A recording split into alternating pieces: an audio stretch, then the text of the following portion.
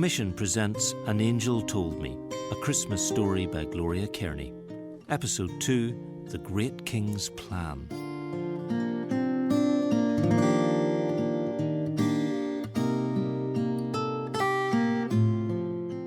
The junior angel, Raguel, was greatly puzzled when her mentor, Michael, told him that the great king's plan for planet Earth involved the birth of 2 babies. Surely it would take more than that to solve the wickedness and rebellion of that tiny blue dot in space. I still don't understand it. I've been watching what's happening on Earth and trying to listen in to conversations here in heaven, but still nothing makes sense. I've heard angels talk about the people of Earth being forgiven for their sin, but the great king is so holy that he can't even look on sin. I don't see how that dilemma can be solved. Oh, Raguel, the great king has an amazing plan set in place before the beginning of time. The eternal Son is going to live on Earth. The eternal Son? He's going to live on Earth? So that's what all the excitement is about. They must be getting the best robes ready, and the finest crown, and the most important escort of angels. The people of Earth will have a splendid palace for him, I suppose. I'm afraid not. The Eternal Son is going to be born as a human baby. Ah, a baby. So one of the women Gabriel visited is a beautiful queen and lives in a magnificent palace? No. He'll be born in a stable in Bethlehem to a young unmarried girl. I can't believe what I'm hearing. A stable where animals live. In Bethlehem, a few houses perched on a hill, and an unmarried girl? The Eternal Son is going to be illegitimate? No. That can't be right. Oh, don't try to understand it. The great king has purposes that we can't even guess at, but I do know one thing.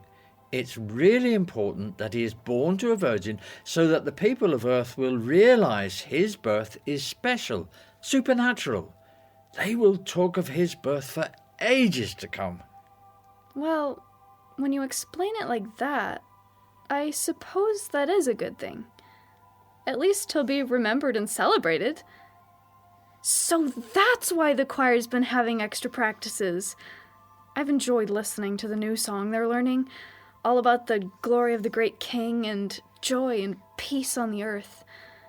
When the people on Earth hear the most amazing choir in the universe sing that song, they'll be so impressed. The great king will send the whole mighty host of angels, won't he? So that everyone on Earth can hear the song at the same time. Oh, I'm looking forward to that. Maybe they'll have parties everywhere and bring the baby expensive gifts.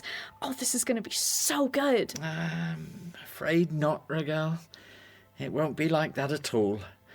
The choir will sing their songs to some shepherds in Bethlehem. Shepherds? Shepherds? Not kings or world leaders or army commanders? No, nobody like that. Or even priests or prophets? Not even to priests or prophets. To shepherds. Are you sure? Definitely shepherds? They will sing their song to shepherds. But those wonderful words, those amazing heavenly harmonies, they'll be lost on shepherds. Well, it's not the way I would have planned it. Not in a million years. Shepherds. Shepherds? Meanwhile, down on Earth, things hadn't gone so smoothly for Mary, and the enormity of the task she had been called to do began to sink in. I just need to keep busy. Need something to take my mind off it all. The last few days have been awful. Just awful. Joseph arrived that day and I told him my story about the angel's visit. It was all right at the beginning. He was amazed that I'd seen an angel. Such a thing hadn't been known in Israel for hundreds of years. But he went very quiet when he heard what the angel Gabriel had told me, that I would be with child He just whispered, "Oh, Mary, no." Oh, I can't bear it. I was so afraid when I heard him say that. And somehow, as I told him the rest of the angel's message, it didn't make as much sense as when the angel had spoken. He drew back from me. I could see from his face that he didn't really believe me. Then he just left, and I haven't seen him since. I don't know what he will do. He's within his rights to divorce me. Or have me stoned. Oh, what is to become of me? Mary, you're crying. Whatever is the matter? Oh, I'm just so scared. I don't think you believed me when I told you about the angel. What are you going to do about it all, Joseph? Mary, stop crying. Please listen to me. I won't lie to you. I did think of divorcing you and planned to see to it privately today. So you're not going to divorce me? No. I had a dream last night. I saw an angel in my dream. Oh, Joseph, you saw an angel too? Yes, an amazing experience, even if it was just in a dream. Anyway, the angel told me to take you home as my wife, and that the child was conceived by the Holy Spirit, that you will have a son, and we are to call him Jesus. Oh, how wonderful! That's just what the angel told me. So you believe me now? Oh, I believe you, Mary. And now we can continue with the wedding plans. In fact, we'll bring the date forward so that you can be known as my wife as soon as possible. But just one thing. The angel also said we were not to live as husband and wife until after the child is born. Joseph, do you think it would be a good idea for me to go away for a little while? I would like to visit Elizabeth in the hill country. I could stay and help her out in the last weeks of her pregnancy. It won't be easy for her being so old, carrying a child. My dear Mary, what a good idea. And by the time you return, the fuss about our marriage will have died down. Now we both have much to do to prepare for our marriage. When can you leave? Just as soon as I can pack. Jacob is going up to Jerusalem either tomorrow or the next day. I will go with him in the cart. I'm sure he'll be pleased with having some company.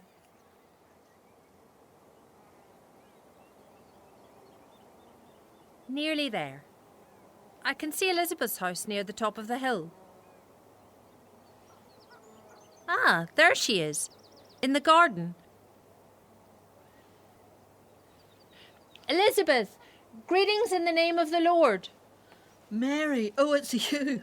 I got the message. Oh, God has blessed you above all women, and your child is blessed. Why am I so honoured that the mother of my Lord should visit me? When I heard your greeting, my baby jumped for joy. You are blessed because you believed that the Lord would do as he said. Oh, Elizabeth, how my soul praises the Lord. He took notice of his lowly servant girl, and from now on all generations will call me blessed. For the Mighty One is holy and has done great things for me. He shows mercy from generation to generation to all who fear him. His mighty arm has done tremendous things. He has scattered the proud and haughty ones. He has brought down princes from their thrones and has exalted the humble. He has filled the hungry with good things and sent the rich away with empty hands. He has helped his servant Israel and remembered to be merciful. For he made this promise to our ancestors, to Abraham and his children forever. Mary, come in with me to the house. I need to sit down for a moment. Thank you, Elizabeth. I think I need to sit too. What just happened then? I don't understand. The way you greeted me. The words I spoke, where did they come from? I've never spoken like that before. What is going on? Oh, Mary, that took my breath away. I'm used to the baby moving, but never like that. When you greeted me, The child gave a great leap. That's the only way I can describe it. It felt like a leap of joy. Though how I knew that, I'm not sure. What you said, Elizabeth. You called my child your Lord. How did you know that? I've told no one except Joseph what the angel said, that he would reign over Israel. So how did you know? The words just seemed to come out of my mouth. Mary, I think what has happened to both of us is that the Spirit of God has come upon us. You mean like the prophets of old?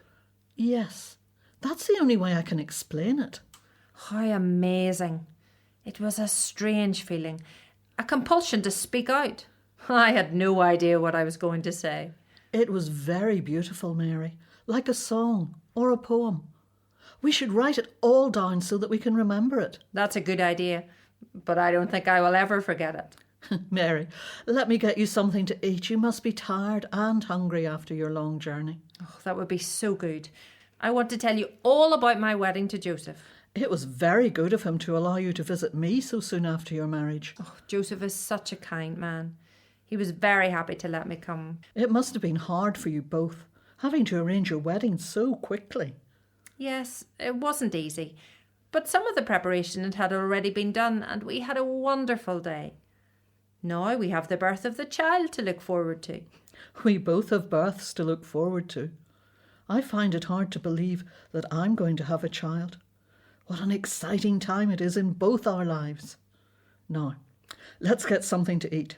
Zachariah may be dumb, but he signals very effectively if food is late to the table. Mary stayed with Elizabeth for 3 months, then returned to Nazareth to settle down to married life with Joseph. Oh, Joseph, I keep saying how lovely it is to be back home again, in our own home. I enjoyed visiting Elizabeth, but the past weeks have been such fun getting everything ready for our child. I love the cradle you've made for him. He'll be so cosy and comfortable. It won't be long now, Joseph. I'm so excited, but also a bit scared. I'm glad you like the cradle, Mary. I heard some news today when I was down at the market. There has been a decree sent out from Caesar Augustus. The Romans are going to take a census of all the people in the land. I remember the last one they did. I was just a little girl, and the soldiers coming to our home frightened me. I hid under the table, and my mother had to pull me out to get me counted. Mary, do you know what this means? Your father's family come from Nazareth, but my family comes from Bethlehem. We will have to travel there for the census. Oh no, Joseph. Travel to Bethlehem? When will this take place? Can't I stay here until the child is born? I'm sorry, Mary. I know this is going to be very bad news for you, but we have to leave next week. It will take us about 4 or 5 days to get to Bethlehem. But that's around the time of my delivery. Joseph, I can't do this. Mary, I'm really sorry, but we have no choice. When the Romans make a decree, it has to be obeyed. We have to go. I can't. Joseph, don't make me go. Please. Mary, don't cry.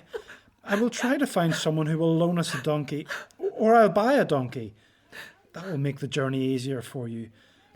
Let's have something to eat, and I'll go back to the market straight away. God will look after us, I know. As Mary prepared their meal, her thoughts were in turmoil. How would she be able to face this new challenge? Where would her child be born? Could she really trust God to look after her?